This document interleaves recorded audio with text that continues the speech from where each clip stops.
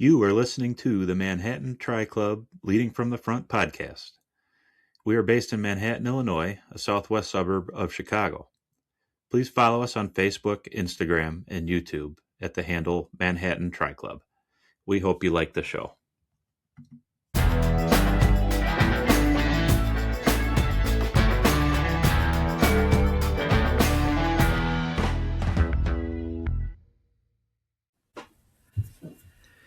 Hello, welcome to episode number 3, the long-awaited episode number 3 for the Manhattan Tri Club podcast. This is Chad Bauk. I'm here today. We got the ABCG crew. April Moore. Hello, April. Bridget Gilgenberg. Hello. And then to stay in order, I was told to stay in order, C, Chad. And then Grace DiGirlando. Hey, Grace. Hi, everybody. We have a special episode this week, post-holidays. Happy New Year's to everybody. We have our first in-person podcast guest and our friend and coach, and she beats us up a lot, Val Williams. Hi, Val. It's a great introduction. So this week, or this episode, we wanted to talk about just in general physical therapy, training, preventative maintenance, injuries, and that's why we brought Val on that, and she is our swim coach with the Masters Club, and her and Chuck together kind of split duties, and they do a great job. They spend a lot of time planning and putting in workouts for everybody. They don't get paid for it. They do it because they love it and they love us. And we're all thankful to what you guys do, or for what you guys do, Val. So I know on behalf of everybody on the podcast here and all the Masters Sharks, thank you. Yeah. So what's new? It's been a minute since we had our last podcast. I know it was before the holidays. We tried to get one in right before the holidays, and we just weren't able to with schedules. But how was everybody's Christmas and New Year's break? I know mine was relaxing. I spent 2 weeks out of the office and got to do some workouts and avoid the honey-do list. And I got new news. 50% of the Manhattan Tri Club got new bikes over the holidays. And then the other 50% got bike trainers. The other 50 got bike so trainers. That was exciting. And both are Yes. operational and now running. Even though the last bike trainer, we have our injured soldier. Hopefully she'll be back going full steam ahead soon. Yes. Mm-hmm. Yeah. Break was fine. I ended up with the flu that is going around, or the non-flu virus, whatever it is that's going around. So I had a lot of time on the couch, which I guess my body needed. So good that I got to rest, but awful that it was because I was sick. So. Nice. I actually was. No, not nice, I'm Bridget. sorry. Well, you're Bridget, feeling better now. Give me your canned response. Like, nice, April. So glad that you.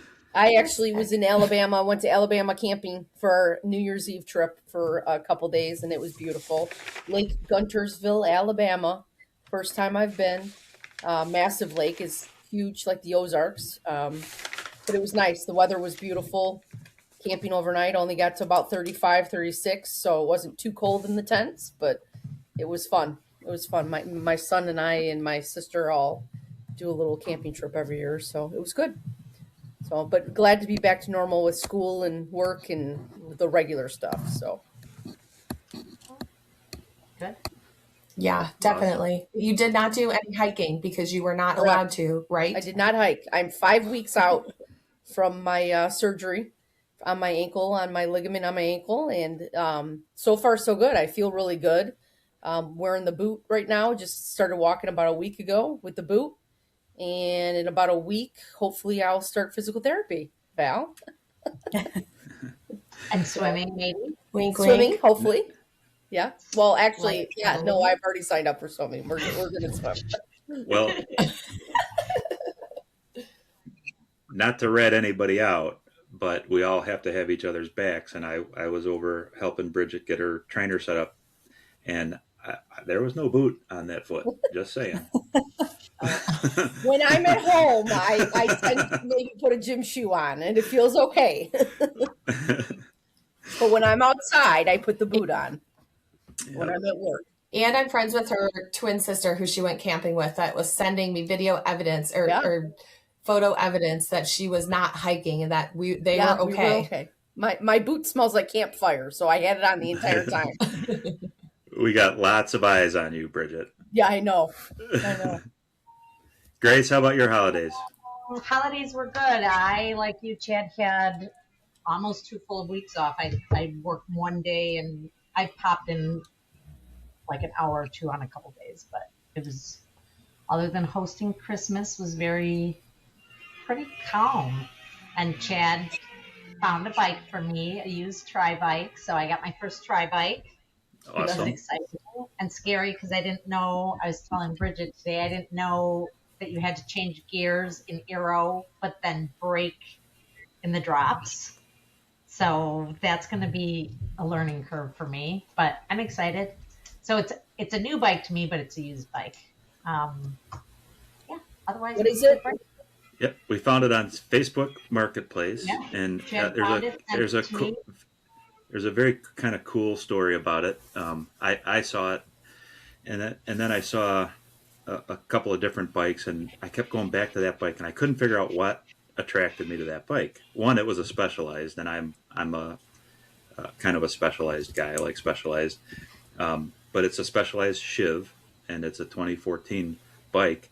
But the really cool thing is it had a green back tire. So the bike is black, white, and then it has this green back tire. And I didn't even think about it. I sent it to Grace. I said, "What do you think of this bike? I'll go look at it with you if you'd like."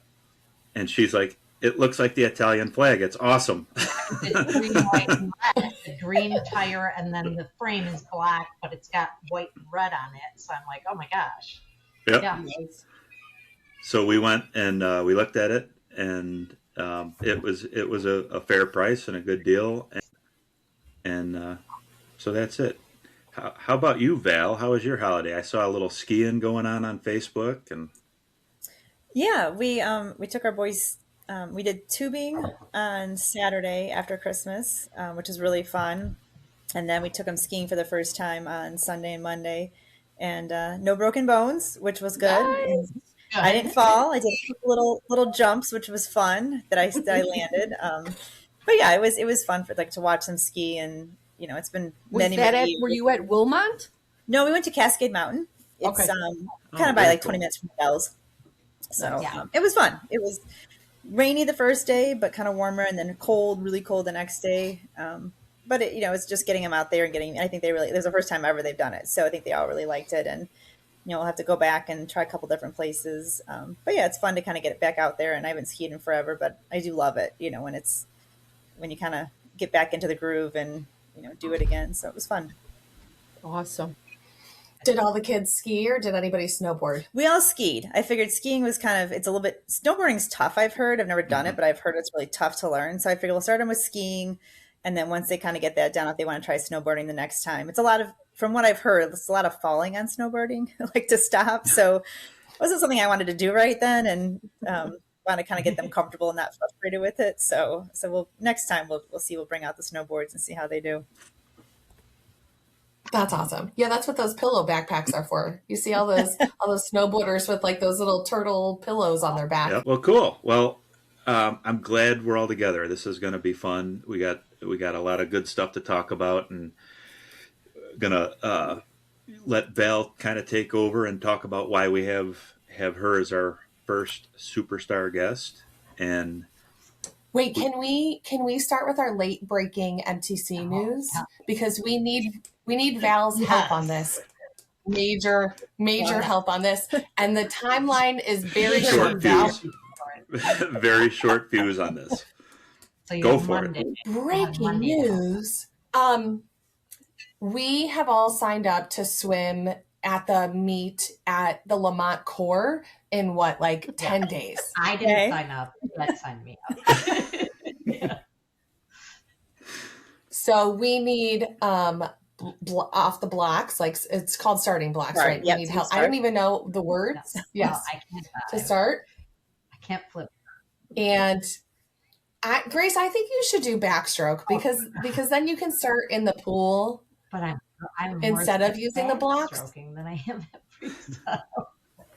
Oh my gosh. I was watching. Grace is the funniest going off those starting blocks. It's like watching a brand new, like, baby swimmer. Dude, I haven't laughed that hard. And I wasn't laughing at you, Grace. I was laughing with you. I was.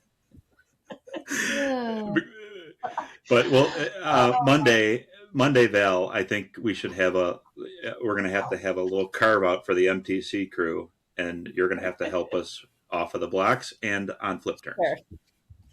Yeah, we can do it in the deep end, so you don't have to worry about hitting your heads or anything. I'm not worried about that. And Grace doesn't have to worry about it because it was more the belly flop issue with Grace. Well, yeah, and what I learned the last few times I tried to go off the blocks is you can not only belly flop, you can also quad flop. I've never done that before, but my quads were so bright red when I got out. Somehow I missed the belly and hit the thighs first. How is that even possible? It was like an L. It was like the head went down, but the legs, just on the top of the water. Doesn't feel. So yeah, I think so. April is signed up for the 50-yard butterfly. 50? Oh. No, absolutely not. 50 breaststroke. Oh. And then a 100 free. And then I signed up for the 50 free, 100 free. There's no stroke on my end. And then we're all doing 200 mixed relay. Nice. What does that mean? That means you got to swim 50. Oh, that's it. Freestyle. That's it. Right? Oh, all right. Yeah. 4 times? Mixed gender. Did you say 54? Like I will ultimately end up swimming 200? Or No. I just swim 50, we each do 50 You and do- that's it. Each do 50 and that's it. Okay. So we got to learn off the blocks one time and flip turn one time. That's all I need, right? Well, if you're doing 100, you got to do 2. You got to do 3 flip turns for 100. Yeah. And then Grace is going to have to be the first swimmer in our relay, so she doesn't just like jump on the swimmer that's coming in. Like, because she didn't have very much We need to distance come up with a plan. in her block start. Yeah. I will for masters, you Val? don't have to go off the blocks. You can I start said in that. the water. You did say I that, said that. Bridget. And you don't have to do flip turns. And start in the water. They will just have a big head start on me. I can't do a flip turn. I can try to learn on Monday. just touch the wall and go. Try in my bathtub. Open. You Yes. can drown if you try Just to do open flip turns, turns. Grace. It's fine. Yeah. So this is absolutely the news of the year, Yes. although the year just started. 2026. But, God Val, did you bless. ever think that I would agree to signing up for a swim meet? Never in a million years. Thank you. But so you Val, I see didn't the bad influences on the screen here. We may have caught him at like a weekday or something because I sent the link for it in our group chat and I was like, we're signing up for this, guys. Let's do our relay. And Chad was like, okay, Yep. But okay. Already signed it up. Here's my receipt. Val, have you done that swim, the Mackinac Bridge swim? I have not. I did a swim run around Mackinac Island 2 different years where you run and then you swim and then you run and then you swim and it goes around the whole island. But unfortunately, they're no longer doing it at Mackinac. They have them throughout the country, but that last year was the last year for that. But it was fun. It's fun to like swim and then you take a little break. It's only like you're running maybe 3 miles at most for a run. And then your swims kind of vary at most is maybe a mile or so. But it's kind of like once you get tired of running, you get to swim. Once you get tired of swimming, you get to run. So it's cold because it's was that Lake Erie up there, but it's fun. So Nice. are the swim run, you're tethered to your partner, right? Or If you do it do you together, not yeah, have to be? you don't have to be. You do tether typically when you swim. I did with my old college roommate, and so the first year I pulled her more like I tethered her and I was a leader for the swim and then she would lead me for the run. And we stayed tethered just so because we were running trails and everything. So she was more comfortable trail. Second year, she was doing kind of both. My training wasn't as good and I was just tired. So because if you don't have to tether, but sometimes if one person veers off, then you're going like way off course. Of where you need to be. So if you have one person that's a stronger swimmer, then they usually are sighting and you're kind of tethering them and the other person's behind. And then the running just kind of helps you keep so you're not having one person like really far ahead, when you're trail running. But the second year, I don't think we tethered running because I'm like, I just want to kind of watch where I'm running and I'm not comfortable trail running as well, as much as she was. So I just kind of want to make sure I wasn't going to trip and fall over, you're going up and down hills and tree stumps and all kinds of stuff through the woods. So it kind of just depends. But then people do it by themselves too. So you can do it as a solo competition too. It's more fun as a Use those big giant paddles, right? Yeah, use paddles and you wear your gym shoes. And you swim in your shoes.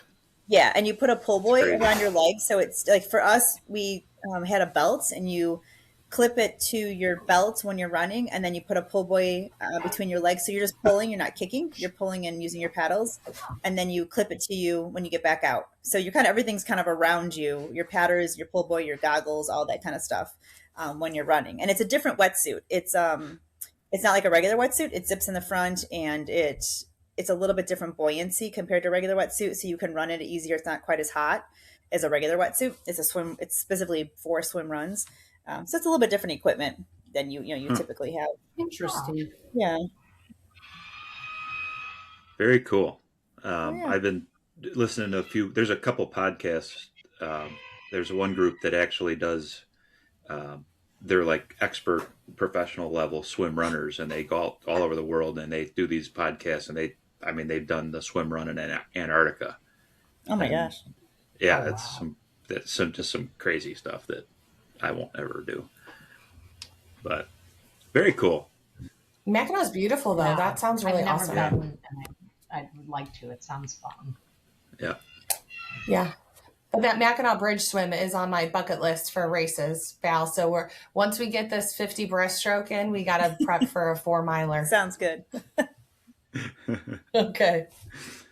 All right. Well, so we talked a lot and, general chit chat. Bridget, we talked a little bit about your foot and your ankle surgery. You're definitely moving around really good. So how things are going. You're starting PT soon. And you are the day after you're cleared to swim, you're actually swimming in a meet. So I think that's awesome. Yep. I'm feeling really good. I'm excited to get back at it, slowly but surely. Yeah. April, how many people are listening to us? We have 100 listeners on Spotify. We have about 150 listeners on Apple. And about 30 listeners on YouTube. So collectively, if I can do quick math, that's like almost 300 listeners. Awesome. That's crazy. That's awesome. Yeah. So we're so glad to have you all. We're so happy that you're listening. We love the feedback that we've gotten. We've gotten some really good constructive feedback as well as just positive feedback.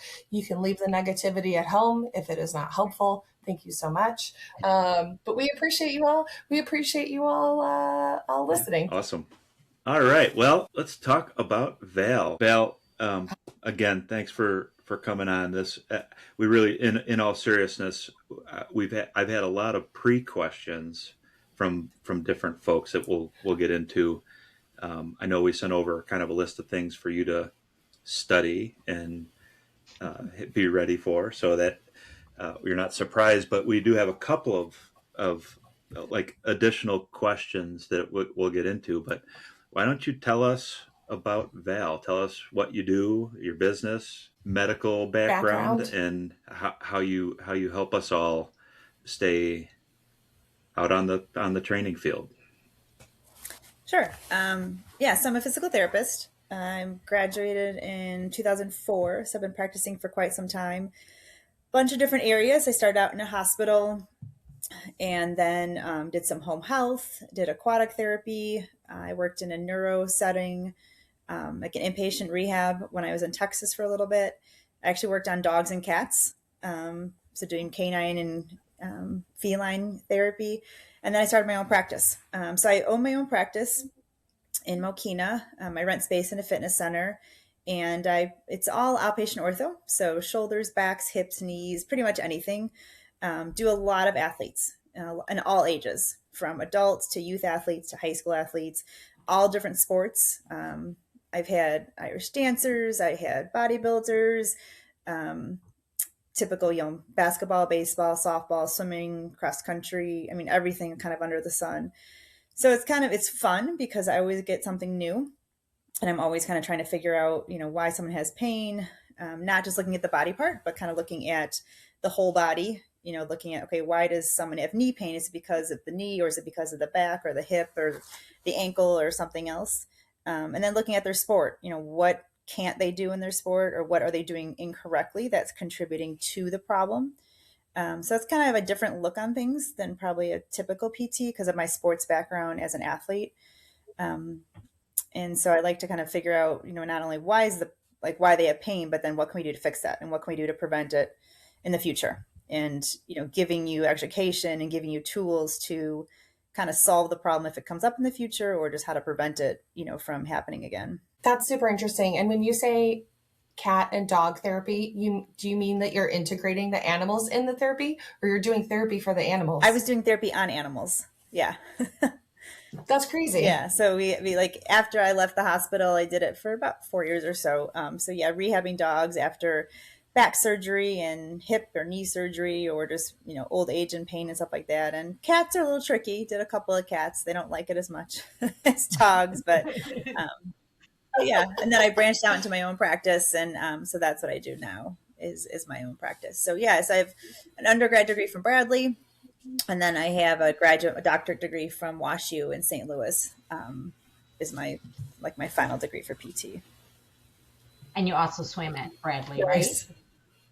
I did. I swam freshman year. I've been swimming since I was like 11, 12. So I was kind of old to start. Most kids start when they're really young. I started swimming because I was going to have to play softball. And when that ball was being thrown at me, I was kind of done. Hitting off a tee was okay. Throwing it at me, not so okay. So I got into swimming, and I just loved it. Like, it was just, I was meant to swim. I've always been a water baby. So I swam 11 and 12. And I swam through high school, swam at college for Evansville, and I transferred to Bradley and swam through Bradley. And then I had to take a little break, when I was in grad school, because that's all you do is 40 hours of classwork, and every day you're in the labs for weekends.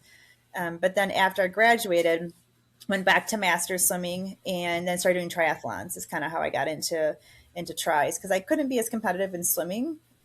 Having, you can't practice like you did in college, with jobs, and just couldn't do it anymore. So triathlons was another way to kind of get competitive in a different sport, and kind of finding a difference, with biking and running. And I really wasn't a runner, but I kind of got into running after that, and did marathons and stuff like that too. So how long ago did you get into triathlons?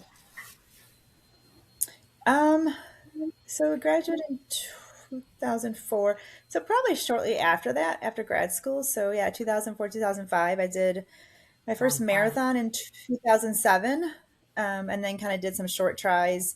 My first Ironman was 2011. And that was one of those things you look, and I went and watched one. I watched Madison. It was probably my first one I watched. And I was like, these people are crazy. There's no way I would ever do that and bike for 112 miles and then run a marathon. That's insane. But the swimming part was the easy part. I'm like, I could do that all day.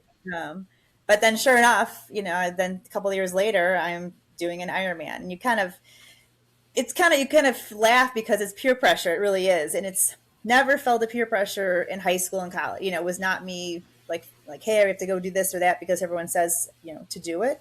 But you get around these people, they're like, oh, you can do this. And you kind of support each other. But like, well, these other crazy people are doing it. I can do it too. And that's kind of that's what happens. And so you do one, and then you do another one. You kind of keep going up, as far as what you're able to do. And you kind of surprise yourself sometimes of what you can get through, and having the support of each other. I mean, that's probably the biggest thing is it's not just the support of like your team or the people around you, but also your family. I mean, that's probably the biggest thing is you have to having kids. I did my first Ironman. My oldest, I started training when he was 9 months. So he was about a year and a half, but when I actually did the race. And you can't do that without having a supportive spouse and parents and things like that, because they're carting the kids around when you're going and biking for 4 or 5 hours or running for 3 or 4 hours. Right.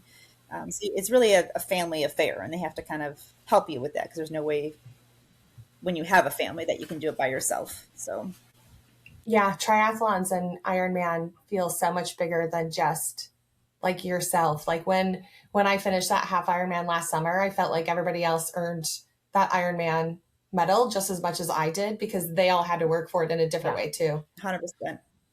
Mm-hmm. Yeah, and I look with young kids, and I can't even imagine if my kids were young trying to train for it and working full time, or not working full time. Either way, it's a lot with little kids. It's a big time commitment. Yeah. At least all of our kids can wipe their own butts now, and like at least, take care of make their own snacks sometimes. Yes. So that's good. But a little bird told me that maybe Val has some late breaking news too. You took off racing last year, and I heard you may be signing up for some things this year. Is that true? That is correct. Yeah. So last year I just needed a mental, physical break. I had been training for something every year. So for every year I was doing an Ironman or a marathon or a half marathon or a long distance swim event or something. So I needed just that mental and physical break, because before that, I had races, but I don't feel like they were good races. I just felt like I was mentally and physically just drained. And so yeah, I took off. It was nice not doing anything. Or you're like, what do you train for? I'm like, nothing. And it feels great. Well, and I'll acknowledge that the peer pressure is absolutely real, as we talked about by way of me signing up for a stinking swim meet. But I was in much distress going into Ironman Chattanooga last year, and I probably wouldn't have got through it without Val working me. I had lots of different ailments, knees and shoulders, you name it. I was there at least once a week for several months straight, and during that whole period, I was peer pressuring Val.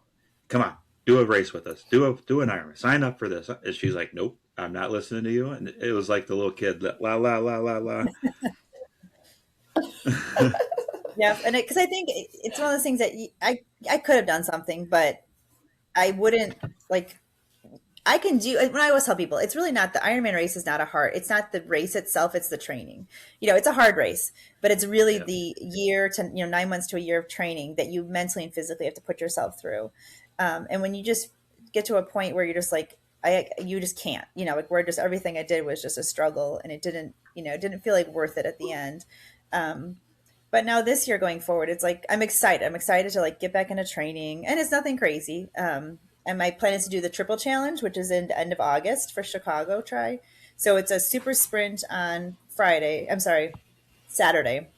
And then it's a Olympic distance followed by a sprint on Sunday. And I did it years in the past, and it's fun because it's 3 different events and very different races. But yeah, so that's my main plan, is to do that. And then I'll probably do little races here and there, like sprints or something like that. But that's the ultimate goal this year. You do the sprint and the Olympic on the same day? Yes, you do the Olympic first. And so the people that are doing the triple, they do the Olympic first, and they're like the first wave of the Olympic distance. And then you're like the end of the waves of the sprint distance. You have a little bit of a break kind of in between. Well, you're really not messing around, taking a year off and then going into a triple challenge. Right. So I think, just guys, cover your ears, Val. I think we can easily influence her to do some of our shit. Yeah. I don't know. I'm pretty good about saying no to stuff when it comes to that. Yeah. And I think Mike Murphy and some other people are doing that core swim race. So if you want to join us, Val, put us all to shame. You can take my stuff.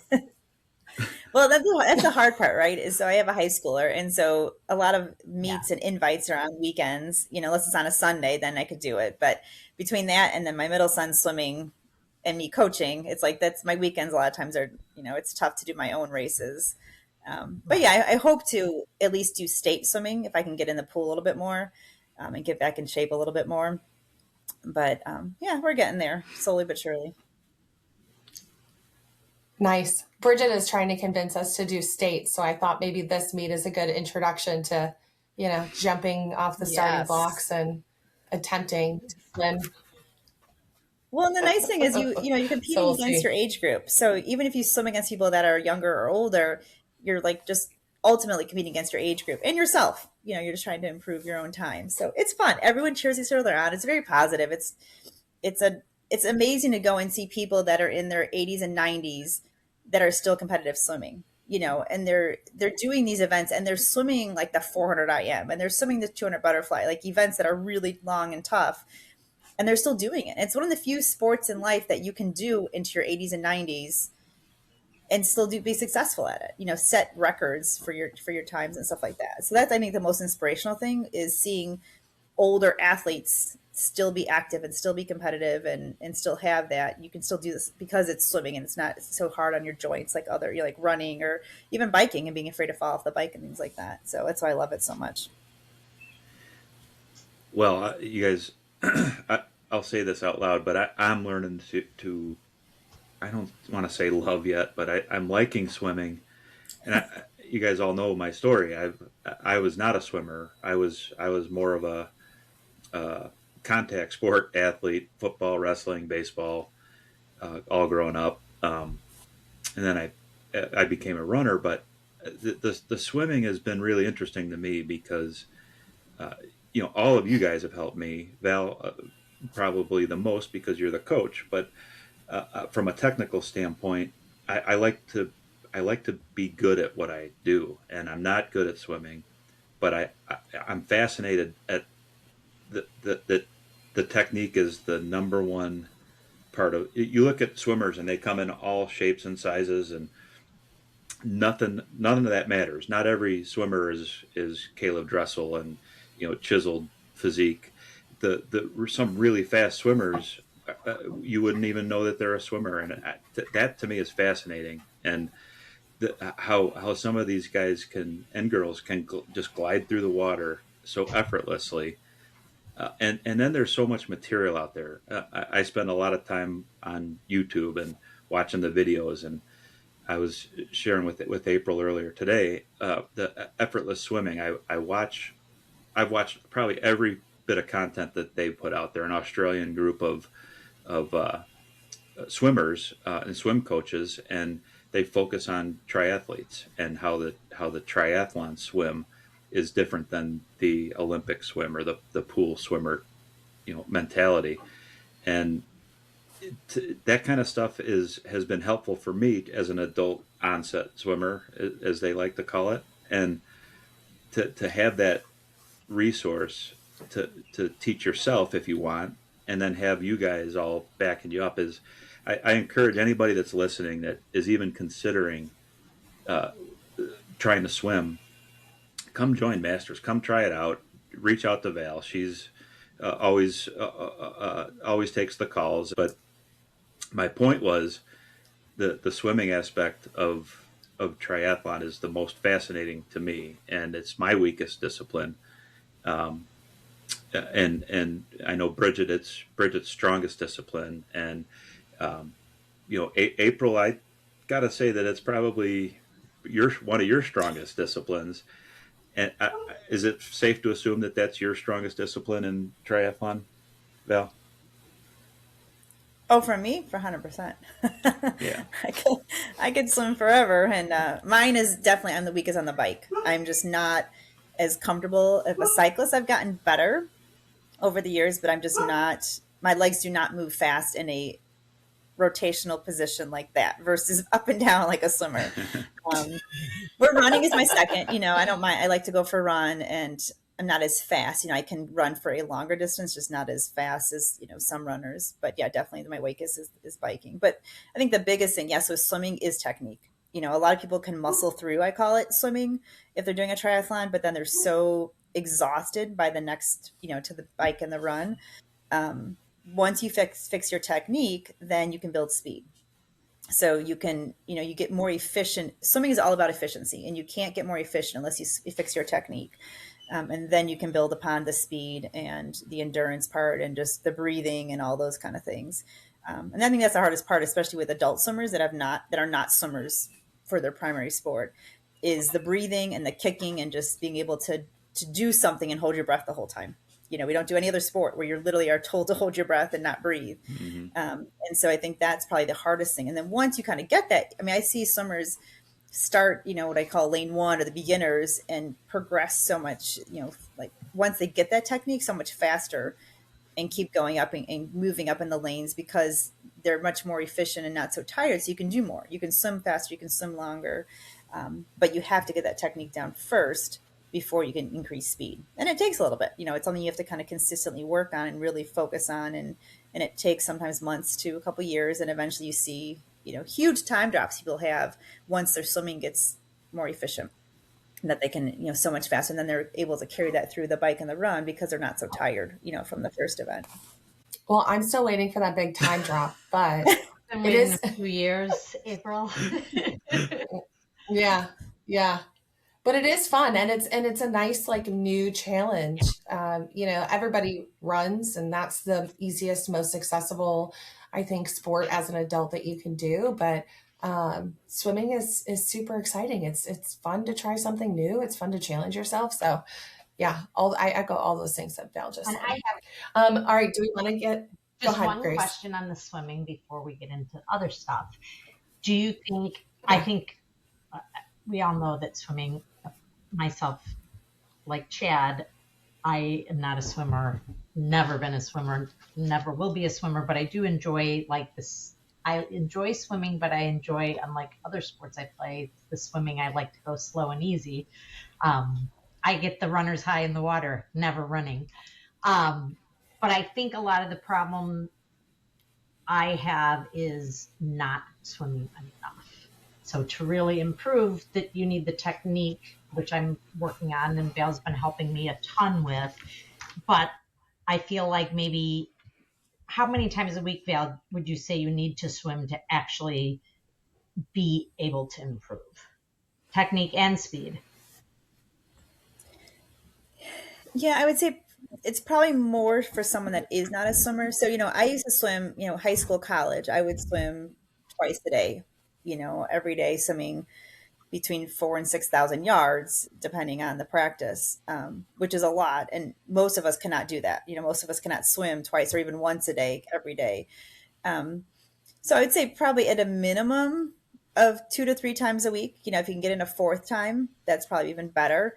But doing, that's what we do with the Masters, right? When we do different sets, it's not just getting in and swimming laps back and forth, because you're not going to get the endurance, as far as you're not going to get the increased ability to hold at a higher speed or tempo just by swimming.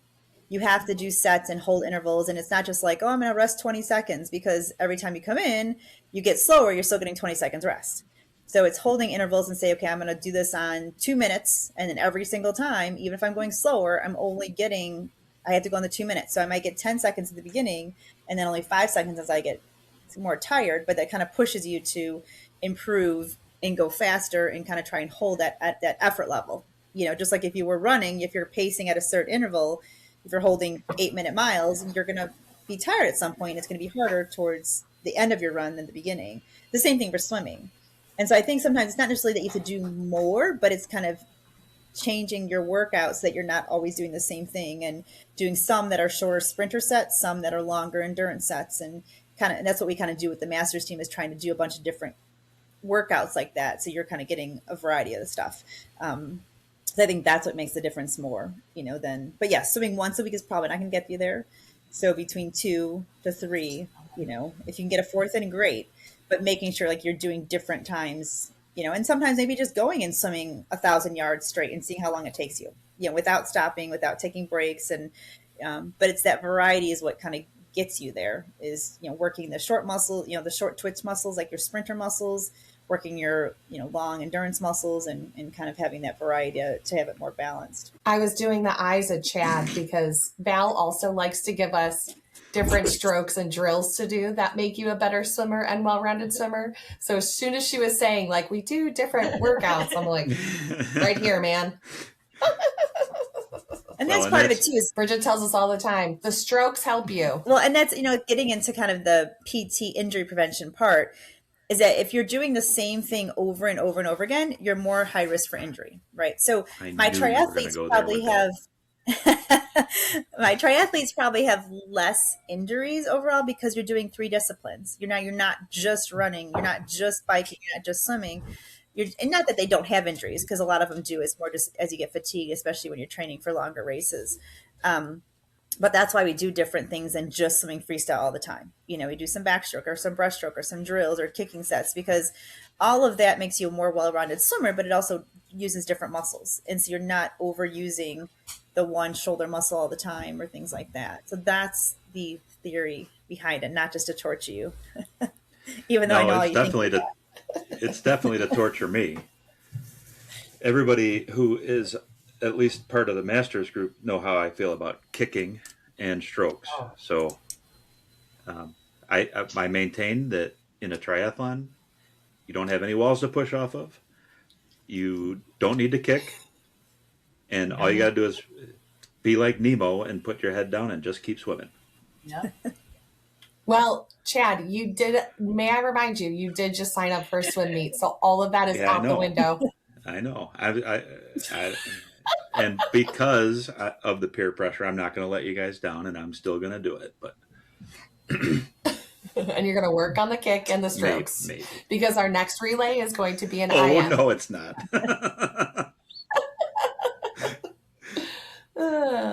All right, let's get into the meat and potatoes of the questions of what everyone is like dying to know, at least all of our friends that were excited about you coming on, Val.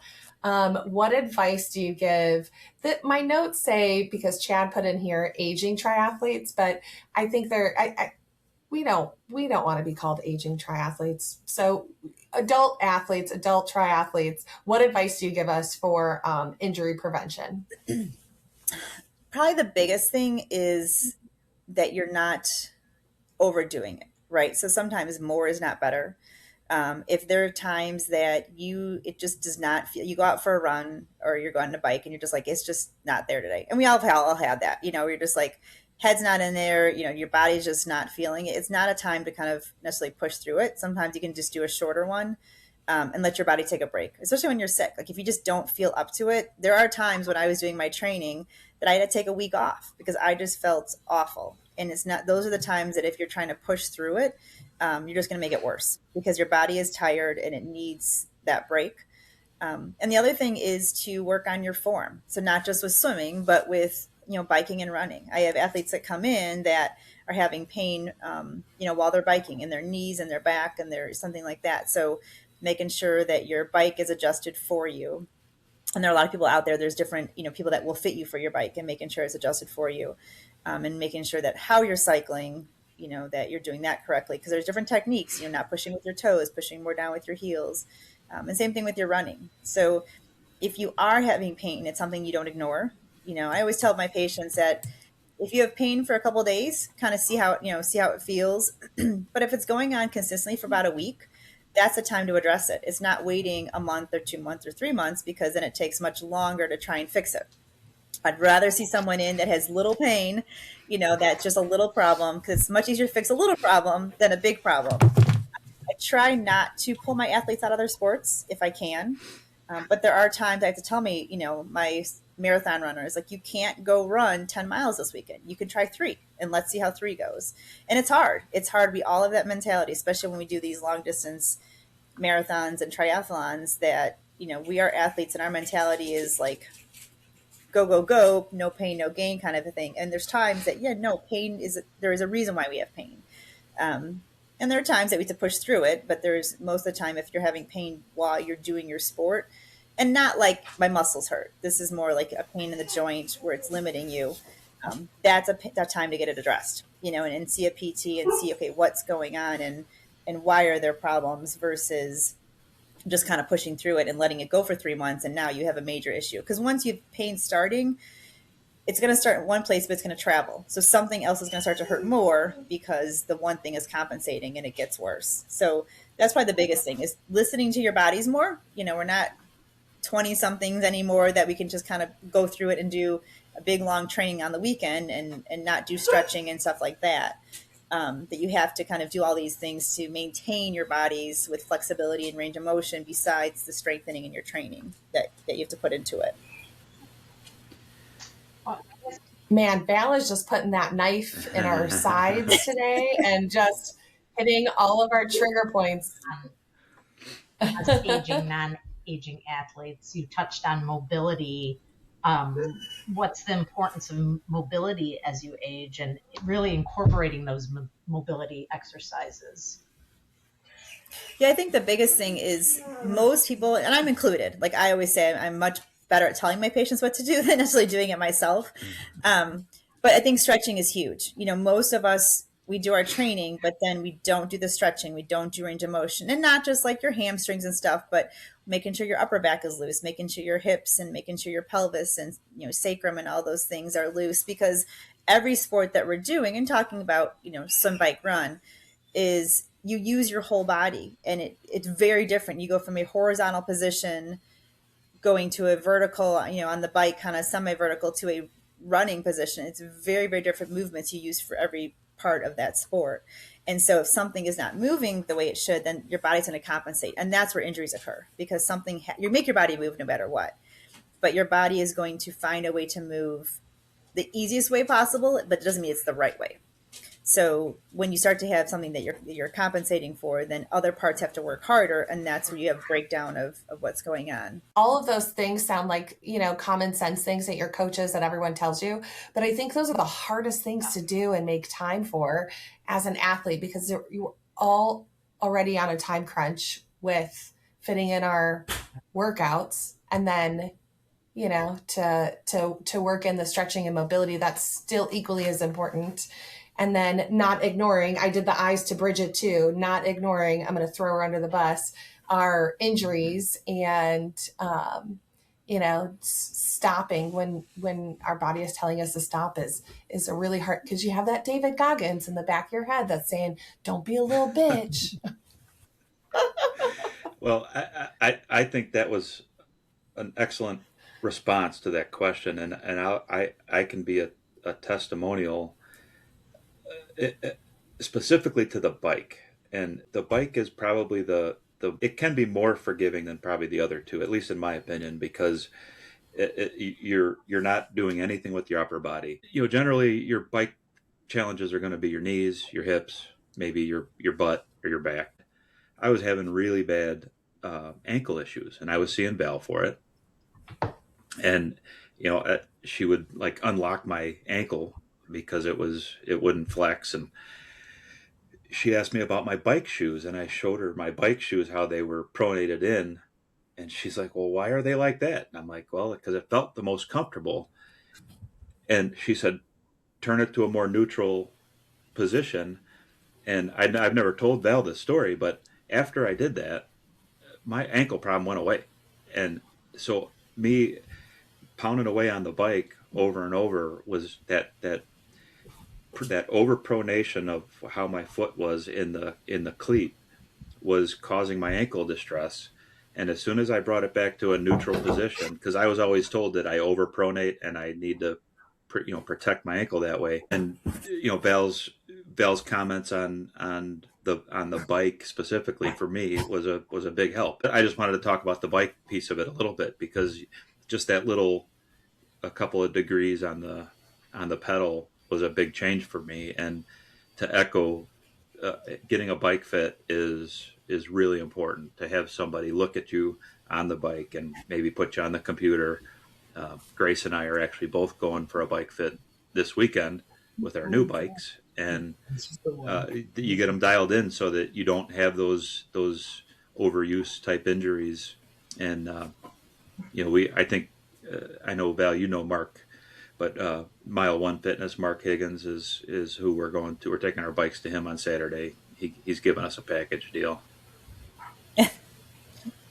Yeah, no, Mark's a good. He actually trained me for my couple of my races, so he's a good guy. Yeah, and he knows what he's doing when he's looking He at you on does. the bike, and he Yeah, fit he me does. on my last bike for before the Ironman, and definitely helped me out. Or there's you get a couple rub spots that don't feel good, and he got that figured out for me. So looking forward to that. But very good answer and response to the injury question for adult athletes. Thank you. Yeah, and that's super interesting. I've never had, with my injuries, I've never had a PT or a doctor say, like, let me see your bike shoes or let me see your form. And that, like, for Chad to have that unlock in his shoes is such an easy tweak. But I think it takes, like, Val, your next level thinking of, I'm not just treating the injury, I'm going to treat the whole athlete. And I do that. I think that's a part that, because I always kind of boast as far as that's what makes me unique, is because I'm an athlete. I still am an athlete, even though I'm in, not in my 20s anymore or not in college. But looking at, okay, and all different sports, I have people come through. And even though I'm not a golfer, I can look at a golfer and say, okay, this is what you should be doing and why can't you do it? So you have pain because something is not moving the way it should be moving. What is that? And it might not even be their pain for a problem. Sometimes it's an area above or below the pain that's causing or contributing to the pain. So that's why I kind of look at with all my athletes, I bring them in, and if you're a runner, let me see you run. If you're a golfer, let me see you swing. If you're an Irish dancer, let me see you dance. So looking at what they're doing, and a lot of times I can see what's not moving that is causing pain. But especially with the triathlete, is because there's so many different pieces of the puzzle that comes in. And so the nice thing is where my space is for my practice is I also have a pool. So I have a SwimX pool, which is like the infinity pool that you're basically swimming against jets. So I can put my swimmers or even my triathletes in the water and see, okay, what are you not doing, or what can't you do, or why can't you do it, and then have them work on that outside to kind of fix the problem. So that's one of the kind of the really positive things as far as uniqueness to my practice, is that I have that availability. Besides having a PT look at it, I'm also a swimmer, so I know what they should be doing in the water, and then I can see, okay, why can't they do that? Is it a weakness thing? Is it a range of motion or a flexibility, or what kind of the issue is? But I think that's probably the most important thing, is not just looking at the body part, but what can't you do, or what are you doing incorrectly in your sport that's contributing to it or could be causing the problem. Really cool. That is very cool insight. Yeah, I've seen the pool there, and it is cool. I've never been invited to actually get in the pool and get actual coaching advice from Val on that, which we need to talk about that offline, because apparently my friend Grace got that special treatment. Well, I asked. I said, Val, I need a swim coach. And she's like, well, I can help. I've been to Val for physical therapy, and I've also been to Val for swim lessons, and she's awesome at both. I need to sign up for another swim lesson very soon, after I've been swimming more consistently 2 days a week throughout this month. But yeah, Val, I had an overuse injury on my neck that I was dealing with for most of the year last year. And I think it was just constantly breathing to one side and weakness on the left side. So Val really helped me work that out. I've been good for a couple months now and pain-free. And getting in the pool and having somebody video record you and look at your stroke and look at why you don't move anywhere when you kick has been really helpful. So now I'm really offended. You videoed her too? I need more help than anybody at Masters, and you're videoing Grace. Not true. I don't know, Chad, sometimes the help that you need, I don't think we can help you with. Fair enough. And I think Grace, I inherited your neck problems, because I've now got a sore neck. Oh, Val and I can help you. Yeah, we're gonna have to have a talk offline here. Yeah, but I do, like Grace said, I would say with most of my athletes, I'm videoing them like in their sport. So my runners, I will video them with their phone and like analyze their gait, or the swimmers, and kind of showing you like in slow motion what's happening. Because I think visually, I can tell you everything, but unless you see what's going on. And sometimes it's hard to imagine what I'm saying, or kind of like, oh, well, now I see what you're doing. And then I have them correct what the problem is and see that, this is how it should look. Or this is how it should feel kind of when you're doing whatever it is, the sport that you're doing. So I think that's a huge piece of the puzzle that people don't get necessarily, is like, what does it look like? What are you doing wrong? But then when you fix it, what it should kind of look like. So you can kind of go back and see what this is what it feels like. And now this is what it looks like when it feels, the way it should. Very cool. Well, awesome. Does anyone have any other questions, or should we get into our listener questions? I had one more. Just kind of the most common injuries that you see in triathletes, and also like male versus females. It kind of depends on each part of it, I would say, because sometimes I'll break it down by each discipline, right? So swimming for sure, I would say, is shoulders, neck, and probably even upper back, because those are the areas. A lot of times, if your upper back is tight, you're going to compensate more in your shoulders and your neck, or if you're only breathing to one side, or if you're not rotating enough when you're breathing. So all those things can kind of contribute to for the swimming portion. Biking sometimes is upper back and shoulders because of the position when you're in aero, or low back. A lot of times people don't have enough flexibility or mobility in their sacrum and pelvis, and so their upper back or their low back has to compensate and flex more. Or sometimes knee or ankle problems, like kind of Chad was saying, because your feet are locked into your pedals most of the time, when you're cycling. And so if your feet are turned a certain way, or you're biking and your knees are together, all those things can kind of throw off sometimes hips when you're biking. But then running, for the most part, I would say, is knees and hips, sometimes feet and ankles. If their toes actually don't move enough and your calves are too tight, then you get compensation. You can kind of roll to the outside of your feet, and that can cause you have either numbness in your feet or just pain when you're running, or like a plantar fasciitis. A lot of times it's not the plantar fascia, it's because the toe is not moving, and then the calf is too tight, and so you have like the sandwich in between where your foot needs to move, and that's what has to move more, and you get pain there. So it kind of everything, it just depends. Like I said, everyone has their strong point of their discipline. You're a swimmer, you're a biker, or a runner, usually, and sometimes what you're doing more of, sometimes you can have more pain in, or sometimes when you're not, the things you're not as good at, if you're not a strong cyclist, you might have more pain because you're doing it wrong. Your technique is off. So it kind of just varies, like I said, depending on the discipline and the person, what they're doing and what they might be deficient at or inefficient at, per se. So I have a question before we get into listener questions. So besides kicking, what can Chad do to improve his stroke? Besides kicking and IM. So it only has to be freestyle. What do I need to Attitude. do? Question was for Val, not for Bridget. I think it's an important part of it. No, I think part of it with, I guess you specifically, Chad, is, and for most people, is rotation, right? So, and that's why I always say kicking is so important, because your kicking drives your hip rotation. And when you don't rotate enough, then your upper body compensates, and then you start having neck and shoulder problems because you have to reach harder, reach further with your shoulder. You have to turn your neck further to get that breath.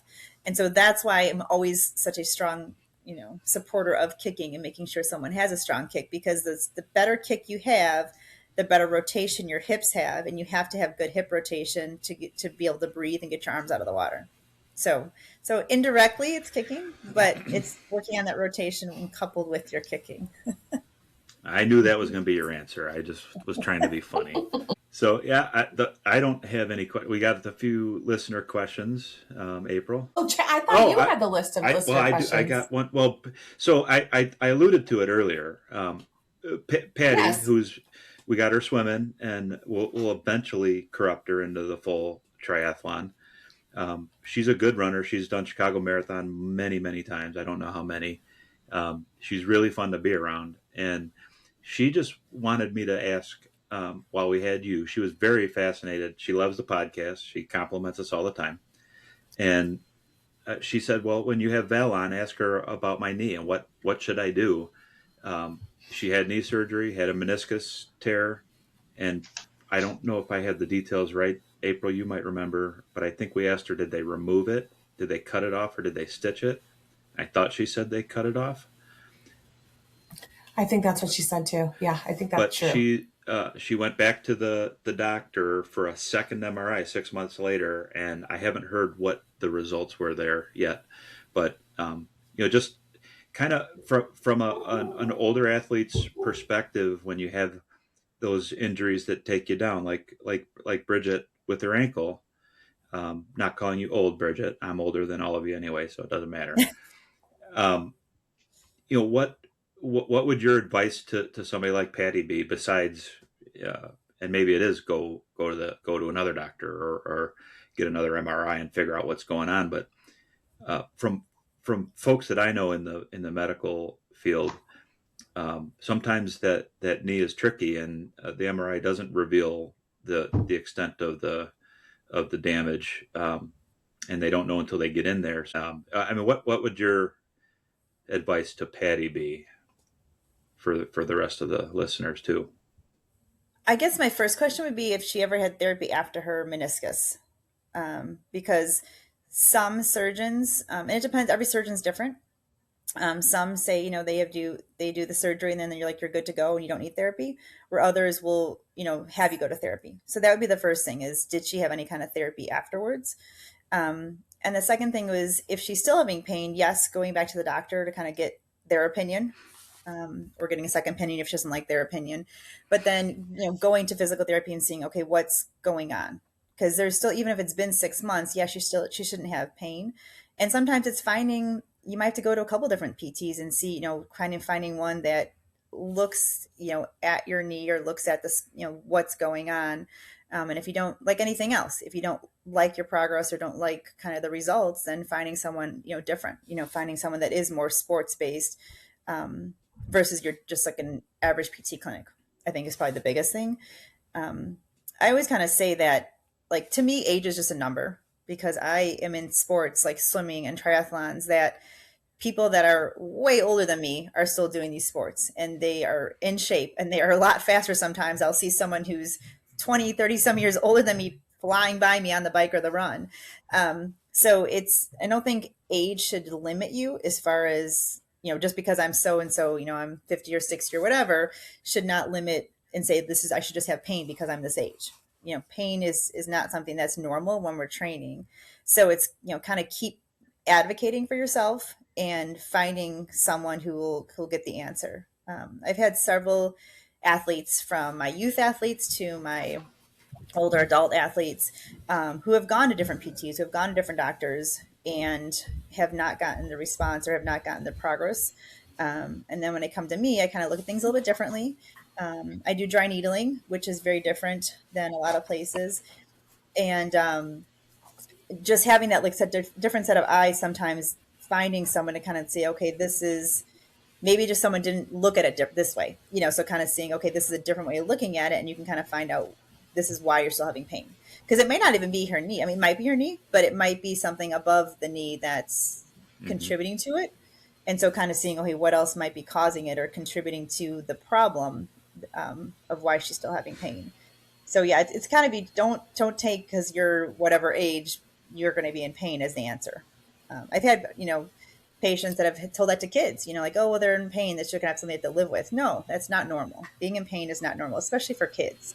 I tell my parents of my youth athletes, like, kids should not be in pain when they're doing their sports. So if they are, it has to get addressed, and sooner than later.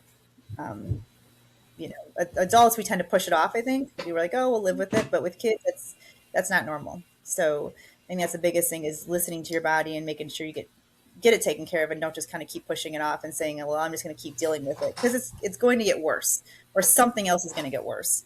And then it's much harder to fix, the more body parts that come into play, because, you're compensating with whatever you're doing.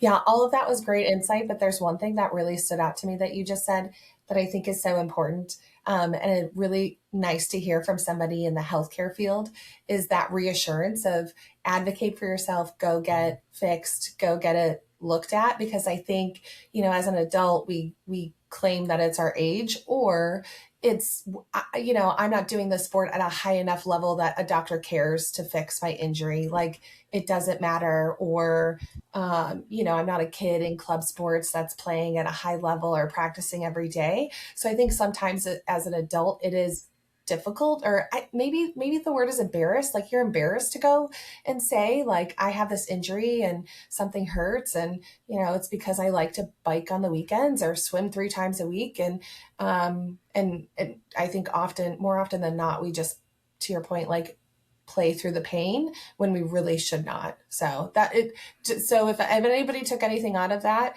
I think like just from a healthcare perspective, it's so important. And that's what our healthcare professionals are there for. They're there to help you. They're there to keep you in sport until, if we want to swim when we're 90 and kick Chad's ass in the pool. Well, you guys all kick my ass in the pool now, so I don't anticipate that's going to change. But in seriousness, one thing I'd like to add on to it, that was a very thoughtful response, and hopefully not just Patty, but others, listen to that advice.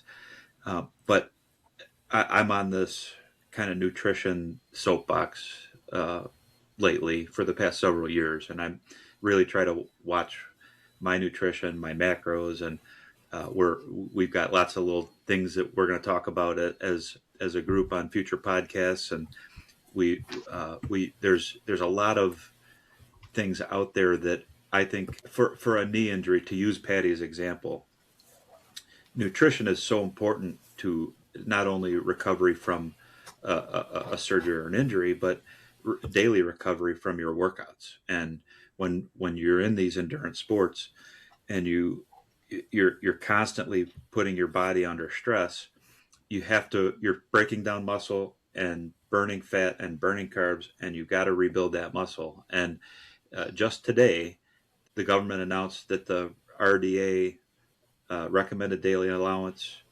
for protein went up from 0.08 from 0.8 to 1.6 is the grams per kilogram of body weight. So they've almost doubled the recommended protein intake for people. And for us as athletes, when you're breaking down your muscle, we're all deficient in protein. And I encourage people to do your research, get your protein, and that's going to help with these types of injuries too. And those could be contributing factors to why a knee injury is lingering post-surgery. Maybe your nutrition needs to be looked at as well. And just to add on to what Val said, and there's a plethora of material out there, content on YouTube or on the internet, lots of podcasts that talk about this. And there's a couple, just to kind of give people some of the things that I listen to or look at. Rhonda Patrick is a doctor. She's a nutritionist. She has a lot of content out there. She does lots of different podcasts, and I've really been gravitating to some of the stuff that she talks about. And creatine supplementation for rebuilding muscle, and just the protein intake, your carb for fuel, how all that works for endurance athletes. And then Dr. Attia, they've all got really good nutritional stuff. And I encourage people to listen to that and try to educate yourself, because there's so much junk out there. You don't know what you're putting in your body. And the more you know, my goal with our group is we're trying to just ourselves create awareness of what we're putting in our body and how we're looking at our overall nutritional health through things like Lumen, and tracking body metrics with Whoop.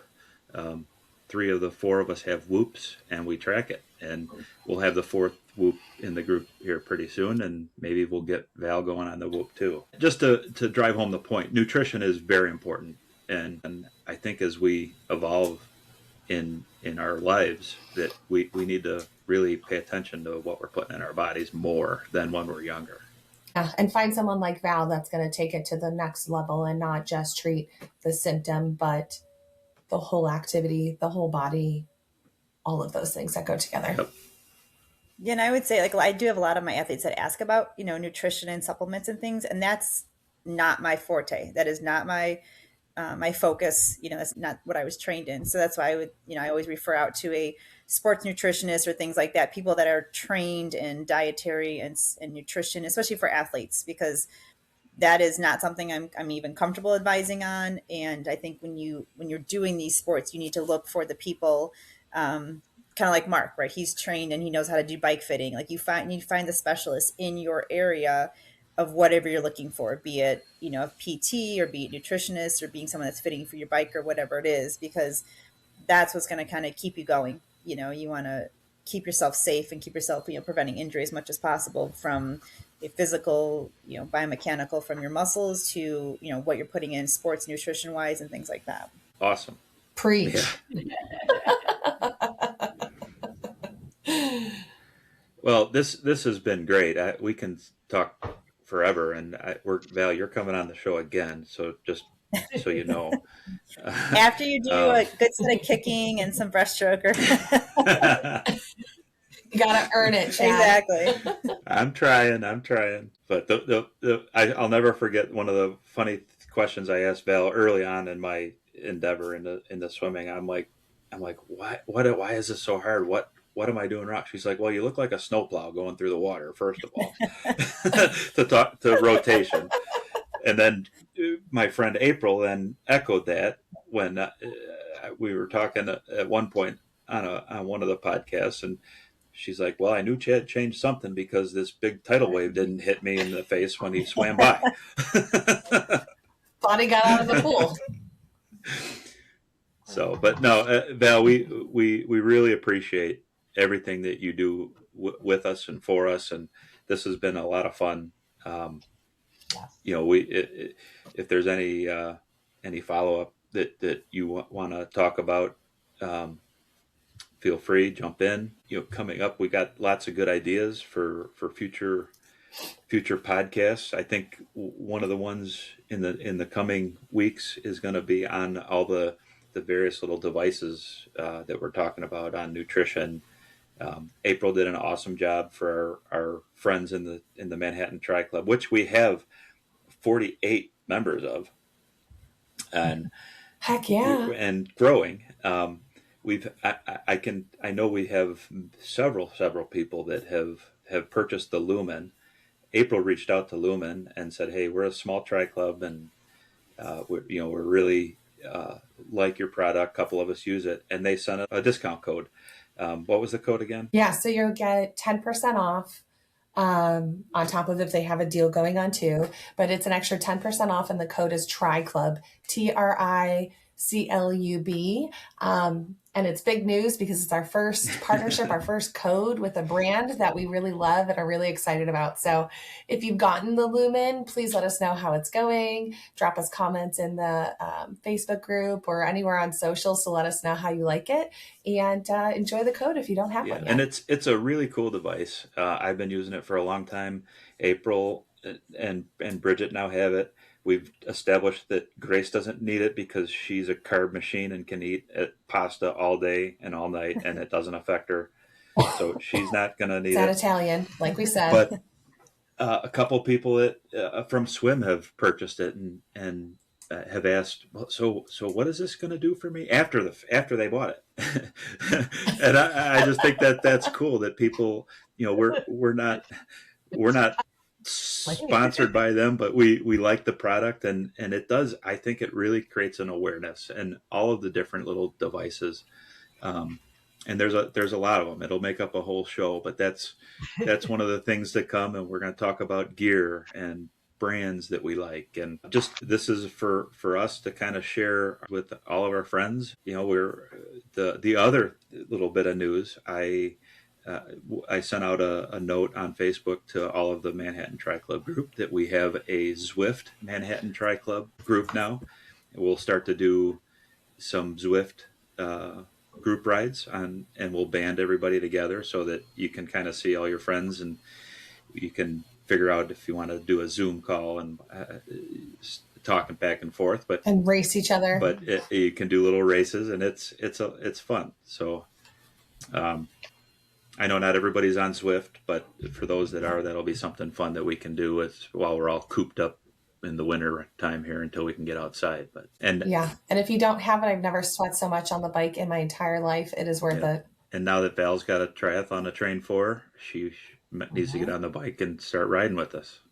It's got air in its tires 3, now. Yeah. I've probably put air back in since I think I did my last Ironman. It went kind of flat, so that's a first step. Nice. Well, thank you, Val, for your time at Masters and all the time that you volunteer for our athletic performance. It's super appreciated. And thanks for being the guinea pig for our first guest spotlight on our podcast. We appreciate you. You're welcome. And can I leave a couple of final thoughts with you guys? Yes. Yeah, please. So I think number one, the biggest thing is if you need a break, give yourself that break. You know, if you need to take 6 months, if you need to take a year off, like, it's worth it, and your body will thank you mentally and physically. And then the second thing is to listen to your body. So if you're having pain, to get it checked out, you know, not waiting a month or 2 months or things like that, you know, listening to something is wrong and finding someone to kind of look at it and get it fixed, the sooner the better. And then the final thing is that, you know, don't let your age dictate what you can or can't do. You know, like, prove that you're 40 something or 50 something and you can kind of do what you want to do. It's just a matter of putting your mind to it, getting a group of people around you and helping support you, you know, through it, you know, friends, family, and finding that group of swimmers or finding the group to bike with or run with. And that really, I think that's why swimming, when you get with a group and a team, that you have the extra push, right? Just like if you go for a bike ride with someone, or if you go run with people, like, you're going to work harder because people are around you. So I think that is really important when you're starting out, even if the first time tri person or first time doing a marathon or whatever it is, like, having that support of everyone around you definitely helps. So, well, I will attest that the triathlon community is so unique because it is super supportive. Everybody, we're not competing against each other.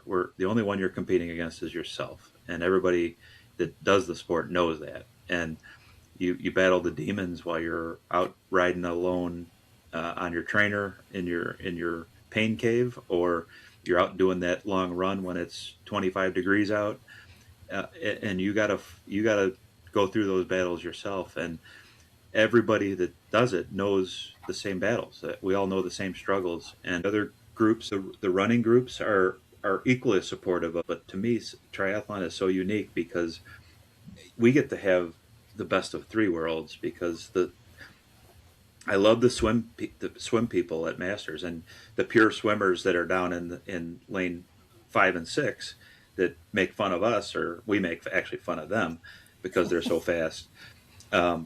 It's just a really cool group to be a part of, and they're all super supportive of us, and no matter your skill level. And the running group, same. Everybody's super supportive no matter what your pace is, and there's really good coaches and trainers out there in both. And you know, cycling is probably the most social of the 3 sports, because you can go on a group ride and you can talk while you're on your bike, or you can go hard, or you can do whatever, but you can always do that with a group of people. When your face is in the water, it's just you in the water. When you're out there running by yourself, it's just you and yourself. All of you guys make it fun. The same for everybody in the various groups. Again, Val, I appreciate you coming on and being our guinea pig, like April said. This was fun, and it's just fun being a part of these groups. When you get older, your friend circle seems to get smaller and smaller, but when you get a part of a group like this, your circle gets bigger and bigger. It's kind of funny how that happens. yeah, for sure. Yeah. And if listeners, you haven't caught on, we are peer pressuring you by what Chad just said to do some races this year. But But yes, thank you, Val. Thank you for your wisdom. We really appreciate your words. Thank you. Yeah, and if anyone's interested in masters and swimming, even if you're not in the area, there's a lot of masters groups that are in other areas, in different cities around Illinois. You can reach out, if you want to reach out to the triathlon club, and they can get a hold of me. Or if you're looking for a physical therapist, same thing. I'm available and can always refer. If you're not in this area, I can refer you to someone in other areas that I know. PT is kind of all over here, so. You want to plug the name of your PT business? Sure. It's Body and Sync Physical Therapy. And I'm in Mokina. So I rent out of a Body Tech in Mokina and a fitness center. Awesome. And we'll put some contact information in the show notes. So if anybody needs to reach out to Val or wants to reach out to Val, if you have an ailment, get the dry needling, because it is awesome. In fact, you got an opening on Friday.